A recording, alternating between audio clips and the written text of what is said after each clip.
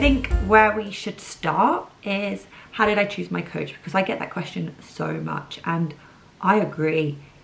There's so many coaches to choose from, and how do you know which one's going to work for you? You don't. Honestly, I think coaching is like dating.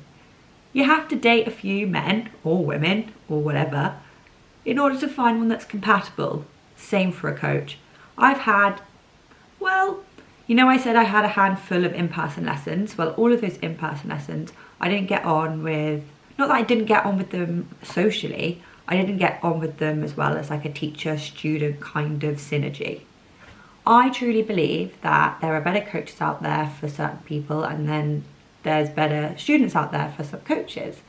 And I think it's wrong for a coach to kind of want to hold on to a student if you're not compatible, and vice versa. Okay, so hear me out. For example, say there's a coach who's super logical, and there's also a student who also thinks super logically, and that's how they better learn and understand. But they're matched with someone who's way more like emotional in terms of the way in which they teach. And the logical and the emotional student aren't going to get on as well as a logical and logical student. So there's going to be compatibility issues there, let's say. Which is why I think it's okay. It's okay to test out coaches. Never feel ashamed, never feel bad that you don't go back to them, and just be honest with them. I think a coach would much prefer as well saying, look, I don't think I'm right for you, but I'm sure there's other people out there who are good for you. And at the day, if you're paying for it, you should be getting the education that you need because it's your money and it needs to be valuable to you. So don't be ashamed of that. My coach was chosen by Baden, and that's because I was very vocal to him. I was like, this is how I learn, this is the type of person I am. I'm very logical.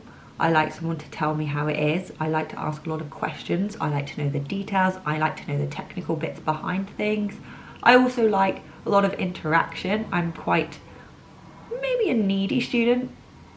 I'm a needy student, and I want someone who has time for me, who has time for me regularly. So I don't want to be left monthly. I wanted to get better, and I wanted to get better quickly. So that was really important to me. Some people want to get better, but they want to do it over a long period of time because they have other commitments. That's also fine. Everyone has their own kind of journey, their own kind of, I don't know, everyone has to fit it into their life. Do you know what I mean? Stephen was recommended to me, and he is honestly my favorite person ever. He's the best coach I could possibly have ever had. He's helped me through so many things, and I'll go into that a bit later, but he's helped me from not only my swing, but my mental approach to the game, my mental approach to practicing. You have no idea how many times I have wanted to give up, pack it in, not do the sport anymore, because I've just found it so difficult and I felt like I was moving backwards and not forwards. He's helped me through those moments, and I'm so grateful for that. In terms of how Skillist works, basically you get matched with a coach. You either choose a coach, and they have a lot of coaches on the app. I'm just going to say this isn't a sponsored podcast or anything, but I just think it's a really interesting thing to talk about, and I get so many questions on it. Skillist is an app, and it basically presents you a load of these coaches. Now you can click on these coaches and you can kind of have a look at some of their demo videos. So they've kind of got previews of the way in which they teach, what they teach like, just to give you a kind of a feel. Then you can either buy like a one-off lesson, or you go for a subscription lesson. People ask me, is it expensive? Is it not expensive? It depends what coach you go for. It can be expensive if you go for an expensive coach. It can be cheap if you go for a cheap coach. That's entirely up to you. A subscription lesson was effectively what I had with Stephen. It means you could send an unlimited amount of videos to him over the course of a month, and he will send his responses back. I would say it's better value to use subscription if you're wanting to practice a lot and you're going to be sending a lot of videos. Otherwise, one-off will obviously be better if you're not going to get the use out of it. In terms of what happens, you basically choose one of these options and then you start sending videos. So for me, I was like, Stephen, I'm a super beginner. I don't really know what I'm doing. I've watched a few YouTubes and I keep missing the ball. He was like, okay, send me your swing. Let's see where you're at. I sent him a video of my swing. To do that, I just have a tripod. I literally bought a tripod from Amazon. It was like $19.99. I've literally had it my whole golfing life. I've actually had to buy a new one because my last one broke. I still got the same $19.99 one because it's super light. It just fits into my bag. Where you're meant to put your drink, I just put in my tripod. Perfect, ideal. And it's what I use for all of my Instagram videos. It just holds my phone. It's dreamy.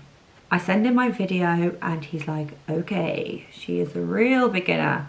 Maybe he was thinking, oh, actually this is great. This is really interesting because now I can actually try and literally, well, he could mold me. He literally had a chance to mold someone. This like baby morphable golfer who has no bad habits, also has no good habits. They just have no habits at all.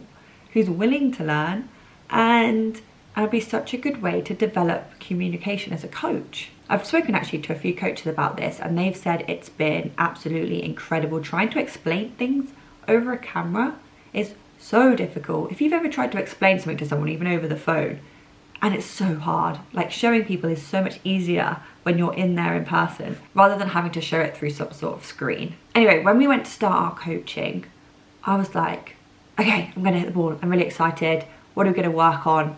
And Stephen was like, Mia, we're gonna take the club away and you're not gonna use it. I was like, what? I'm literally here to learn to hit a ball. And now I'm taking my club away and I'm not gonna be hitting any balls.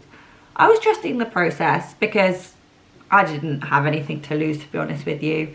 And I think it's super important that you trust your coach. You have to trust them. If you don't trust them, then they're not right for you.